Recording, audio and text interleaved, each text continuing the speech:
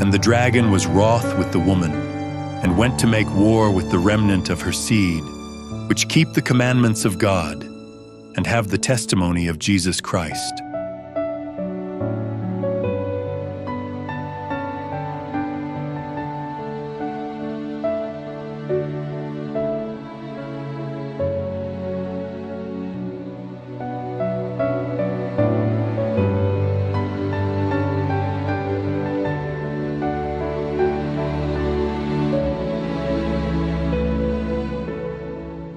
Chapter 4.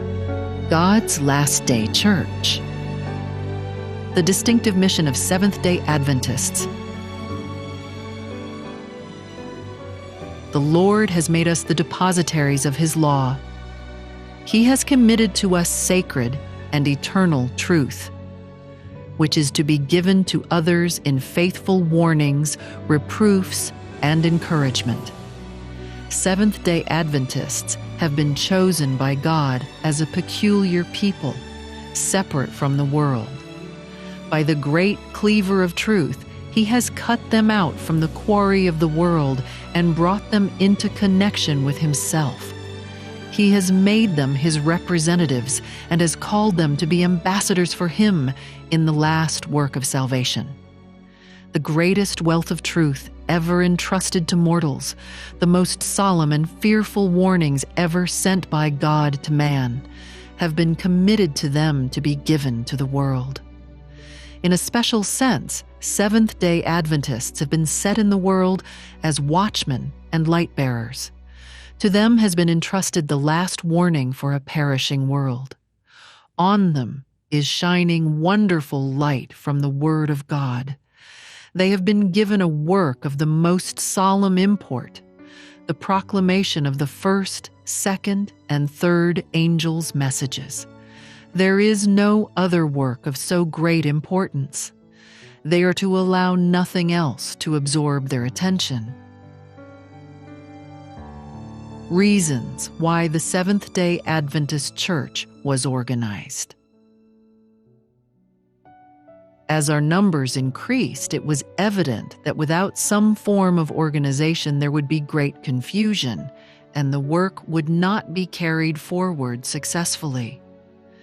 To provide for the support of the ministry, for carrying the work in new fields, for protecting both the churches and the ministry from unworthy members, for holding church property, for the publication of the truth through the press, and for many other objects, organization was indispensable.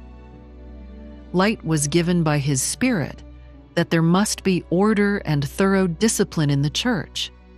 That organization was essential. System and order are manifest in all the works of God throughout the universe. Order is the law of heaven, and it should be the law of God's people on the earth.